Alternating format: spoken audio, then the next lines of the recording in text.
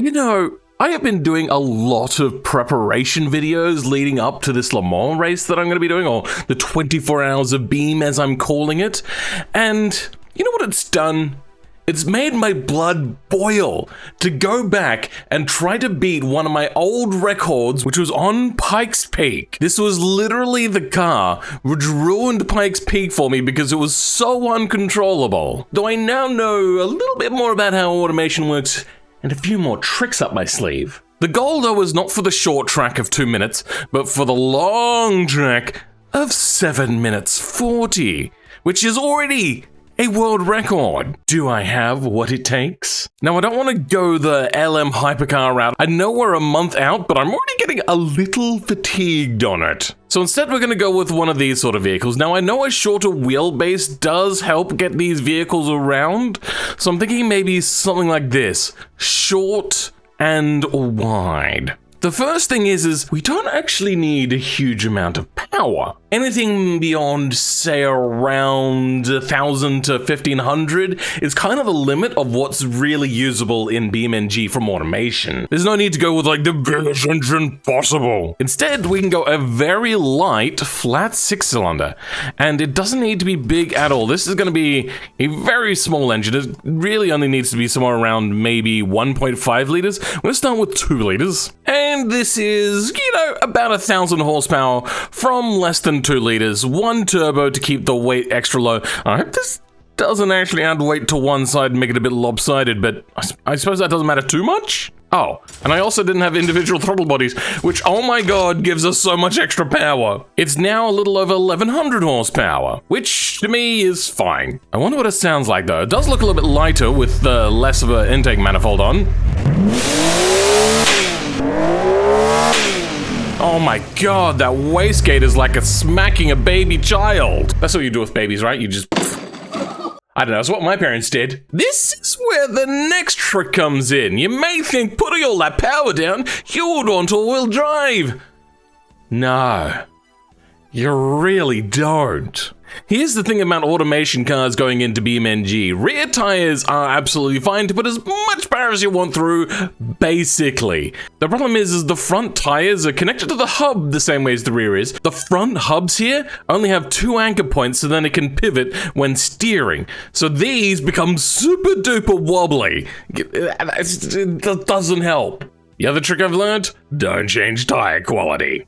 Also, I do want wider rear tires, but we're maxed out. We're going to use the tire trick. This is something which I generally allow in all my challenges because I don't like how automation has specific sorts of things. So what we'll do is we'll bring that in, then we'll go back to tires, we'll touch any of the morphs, doesn't really matter. Now we can go bigger tires. Even with these chunky rear tires, apparently, we still have issues with wheel spin. Longer gearing might have 524 kilometers an hour. 325 miles per hour, that is. Oh my god. I mean, we're going up Pikes Peak. We're not going to be reaching those sorts of speeds anyway, so let's just turn that off. And we're just going to put buttloads of downforce in this thing. Right after we made the body transparent. Now with an insanely uneasy amount of aero, we're going to see if this thing can handle. Nope. No, it can't handle. Okay, let's give it a lot more rear downforce and maybe reduce a bit of the front downforce. And would you... Oh, wow, that is an incredibly straight line. Giving it back... Okay. That's looking scary, but good. Our top speed is still 388. That's incredible. A 0 to 100 of 2.3. I'm surprised we're not below the 2-second mark because the vehicle is also only this many. That's a very light vehicle. I wonder what the automation test track says it can do. A 143, not bad. Not gonna lie, I'm a little bit scared of this car. Oh no. I've made the suspension too stiffy. It's causing that weird bouncing thing again. But at least, aside from that, it's controllable. Yeah, I'm gonna have to, I have to make the rear suspension softer. That's annoying. It probably has nothing to do with the completely jacked up collision mesh we're dealing with. Maybe I should fix that. Well, hey, I fixed the collision mesh, and wouldn't you know it, that wasn't the issue. As I thought when I started out on that, it turns out that wasn't the issue. I was never able to actually figure out what the issue was, but it turns out, thanks to a person on my channel in my Discord called Ekaimin, they helped me. Apparently, it is that the suspension dampeners, not the springs, are too stiff. So I reduced a bunch of the dampeners, and that fixed the issue. What I probably should do now at this point is go make a new version of this car and export it, and then put that suspension onto this car, but I'm lazy and don't wanna. Alright, let's give it a hard go.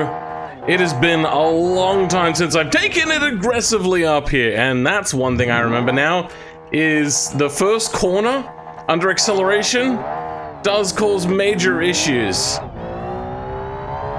But I think if I take it nice and easy,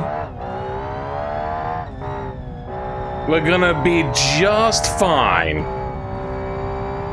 Maybe I'm taking it a little too easy, I don't know. Oh, okay, my braking distance on the first point is a lot further back.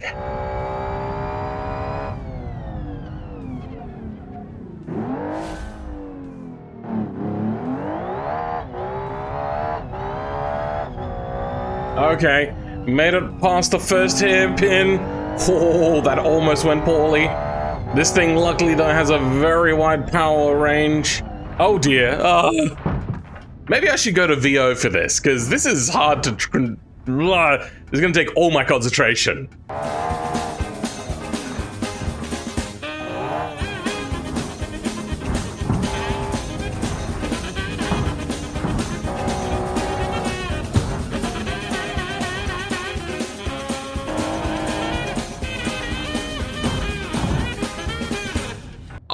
I'm gonna see if there's something I can do about this side-to-side oscillation that I'm getting, because it is making the vehicle too hard to control.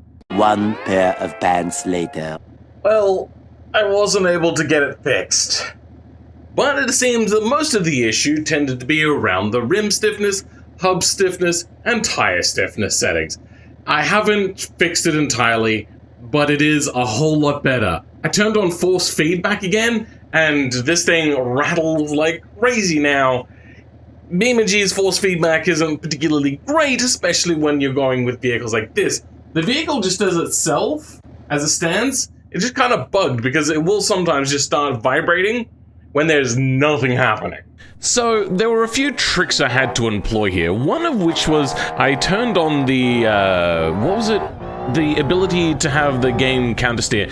You're gonna notice that it's still actually throwing out errors because it does clip apparently the force feedback. That's just how much this thing wants to kill you. It is so bad. But having the counter steer assist on really did help rein it in, because you can see that this thing is just really, really wayward. And after the first section, which I got most practice in, my practice in the area got a lot worse, meaning that I would just lift off the accelerator every single time that the thing started to wobble. So I'm powering down here, and then you can see I'm lifting off a little bit, which helps rein it in a little bit, because if it starts wobbling into a braking zone, it takes way too long to straighten up, so then the thing will end up overshooting like it did there, because it was just wobbling a little bit at the entry.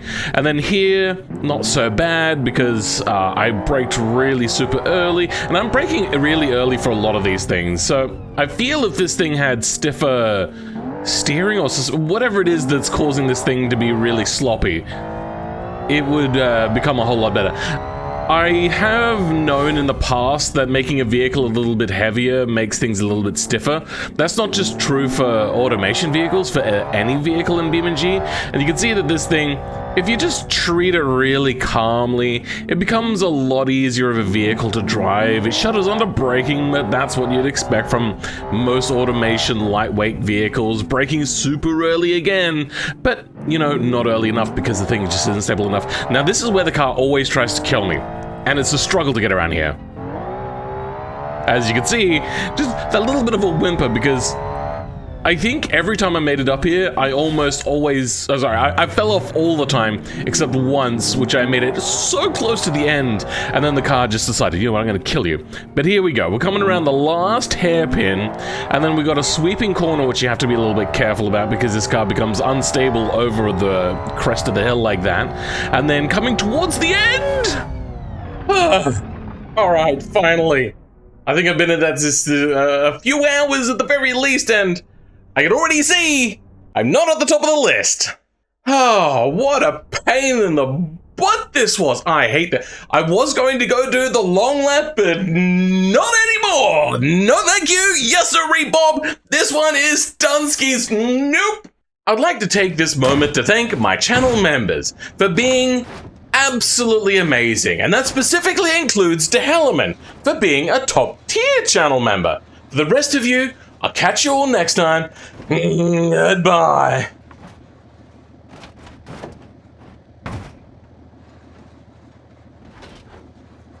Oh, if you're wondering if I'm going to put this up in the repository, no. This is an atrocity that I would not wish upon my worst enemy.